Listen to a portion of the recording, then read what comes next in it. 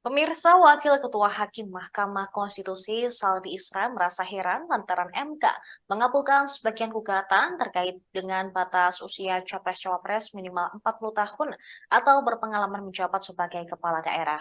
Menurut Saldi Isra, putusan yang dibacakan oleh Ketua MK Anwar Usman tersebut merupakan suatu keputusan yang aneh dan tidak masuk akal. Dia melihat ada beberapa hakim yang tampak terburu-buru untuk membacakan putusan gugatan usia calon presiden dan calon wakil presiden. Padahal selama rapat permusyawaratan hakim atau RPH masih banyak masalah yang menyita waktu dan perdebatan yang belum usai. Dengan banyaknya masalah tersebut, di antara beberapa hakim mengusulkan agar pembahasan ditunda dan tidak terburu-buru untuk diputuskan. Sekalipun RPH ditunda dan berlangsung lebih lama, bagi hakim yang mengusulkan ditunda, hal tersebut tidak akan menunda dan mengganggu tahap penyelenggaraan Pilpres. Namun, di antara sebagian hakim yang tergabung dalam gerbong mengabulkan sebagian seperti tengah berpacu dengan tahapan Pilpres. Dalam penjelasannya tersebut, Saldi mengatakan dalam rapat permusyawaratan, hakim untuk memutus perkara gelombang pertama pada 19 September 2023, Ketua MK Anwar Usman tidak ikut memutuskan perkara. Hasilnya 6 hakim konstitusi sepakat menolak dan memposisikan pasal 169 huruf Q Undang-Undang Nomor 7 Tahun 2017 sebagai kebijakan hukum terbuka pembentukan undang-undang. Selanjutnya dalam perkara gelombang kedua, yaitu perkara 90 PUU XX1 2023 dan 91, Ketua MK Anwar Usman ikut memutus dalam perkara tersebut dan turut mengubah posisi para hakim yang berada dalam gelombang pertama menolak menjadi mengabulkan gugatan.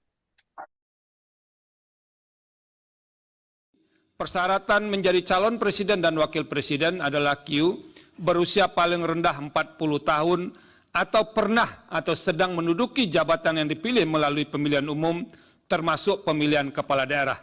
Berkenaan dengan pemaknaan baru tersebut, terlebih dahulu saya akan mengemukakan beberapa hal berikut. Bahwa berkaitan dengan pemaknaan baru terhadap norma pasal 169 huruf Q Undang-Undang 7 2017 tersebut, saya bingung dan benar-benar bingung untuk menentukan harus dari mana memulai pendapat berbeda ini. Sebab, sejak menapakkan kaki sebagai hakim konstitusi di gedung mahkamah ini pada tanggal 11 April 2017, atau sekitar 6,5 tahun yang lalu, baru kali ini saya mengalami peristiwa aneh yang luar biasa dan dapat dikatakan jauh dari batas penalaran yang wajar. Mahkamah berubah pendirian dan sikapnya hanya dalam sekelebat. Sebelumnya dalam putusan Mahkamah Konstitusi nomor 29 5155 tahun 2023, Mahkamah secara eksplisit, lugas dan tegas menyatakan bahwa ihwal usia dalam norma pasal 169 huruf Q Undang-Undang 7 2017 adalah wewenang pembentuk undang-undang untuk mengubahnya. Padahal sadar atau tidak, ketiga putusan tersebut menutup ruang adanya tindakan lain selain dilakukan oleh pembentuk undang-undang. Apakah mahkamah pernah berubah pendirian? Pernah, tetapi tidak pernah terjadi secepat ini, di mana perubahan terjadi dalam hitungan hari.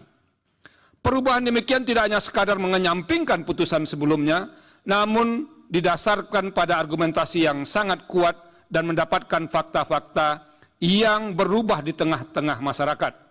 Pertanyaannya, fakta penting apa yang berubah di tengah masyarakat? Sehingga mahkamah tidak hanya itu, sepakat mengalami peristiwa melalui sidang pleno untuk mendengarkan keterangan pihak-pihak sebagaimana dimaksud dalam pasal 54 Undang-Undang MK